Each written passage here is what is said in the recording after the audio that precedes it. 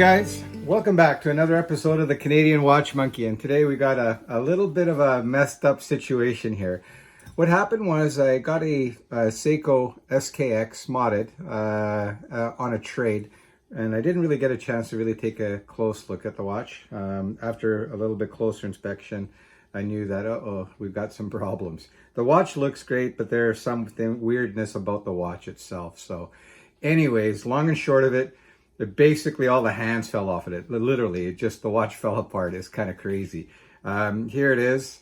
This is a watch I'm going to be talking about today.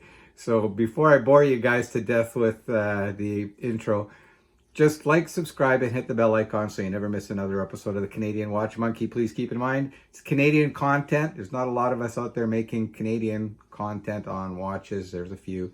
So your support would be greatly appreciated.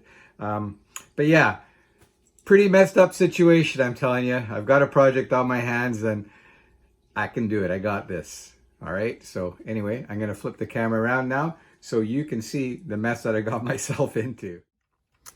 All right. So we've got the camera flipped around now, and I'm going to show you closer up my totally messed up SKX. So here it is in all its glory. And you can see that the hands fell off of it, and it had some other issues too beforehand. Let me just zoom in a little bit for you so you can get a little bit better view. So you can see there, even before, like the first sign that I knew it wasn't that great is when I took a closer look at the hands, that they're kind of chewed up. Yeah, not a good look for those hands if you look closely. But anyway, I've got the new hands for it. I've got a new dial for it, the correct one. Someone put a monster dial in this SKX, and it doesn't fit right. You can see that there's a gap between the case and the dial itself. There's actually, you can see it there. So yeah, that's going out. And I've got the stock one, and I've got the stock hands as well. And we'll be putting those into this watch. I'm going to keep the aftermarket bezel. I like that, and I like the ceramic insert here as well. I think that looks really good. So I'm not totally disappointed in the watch, but I've got some work for me, and this is going to be my first watch that I'm going to be working on. The other thing that I noticed too, that changing the date, sometimes it would cause some problems, the day and date. So, oh, there go the hands at the bottom. So anyway, when I pull it to the second position, watch what happens. I turn upwards or clockwise, and you can see it changes the date very smoothly. That's not an issue. Where the issue is when I turn counterclockwise, it's supposed to change the day. And sometimes, it's doing it now, fine. But okay, there, sometimes it skips. You can see it's not changing now. And if I move this around a little bit, sometimes it'll start to catch. But it's got some issues. So I looked into that problem a little bit and learned that it's the most likely cause of these plastic gears that they have for this watch. But anyway, yeah, this watch just blew up, and it's just like, God, now what am I gonna do?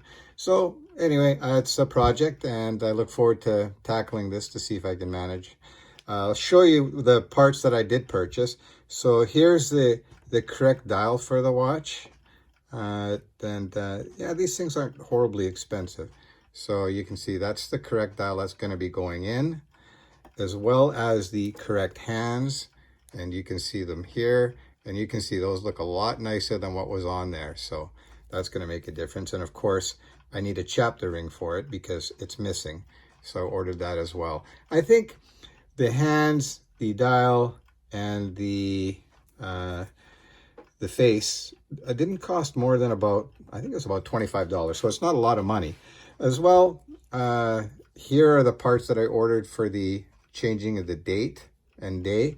So you got these little gears, and they're just made of plastic. And I'm gonna guess, I haven't opened it up yet, the watch, but I think this will probably be the problem. Maybe you guys have had this experience and found out differently. If you could let me know what the solution was to fix the day and date changing function on the SKX, that would be great.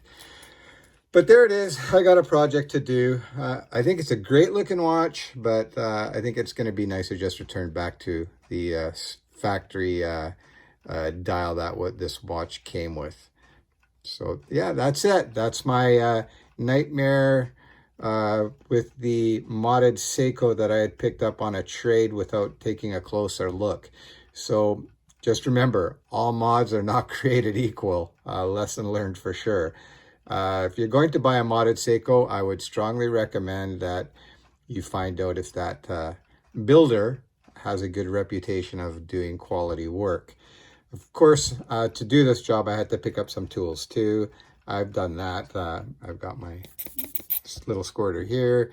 I've got the hand remover tool as well. I'll just show you what that looks like. I've got a couple. Oops, sorry for hitting the camera there. So yeah, that's the hand remover tool. Of course, you use a little disc underneath the hands to make sure you don't scratch up the face. And here you've got the press to press on the hands. All this stuff was purchased on Alibaba or something like that. I can't remember, made in China. But yeah, and they got here pretty quickly. So I've got some work ahead of me. I look forward to it. Fun challenge if you've got time to do it. Of course, I picked up the O-rings as well, some grease, the putty to help clean the hands and dial to make sure that when you reassemble the watch that there's no dirt or anything in there. So yep, that's it guys. I hope you enjoyed that episode of the Canadian Watch Monkey. I will I don't know if I will for sure, but I'll try and videotape and document how this repair project goes. If you guys have any tips to give me, hey, I'm all ears. I don't pretend to be a watch repair expert, that's for darn sure. But I'm looking forward to this challenge. So that's it for today's episode of the Watch Monkey. If you guys haven't already done so, please support me.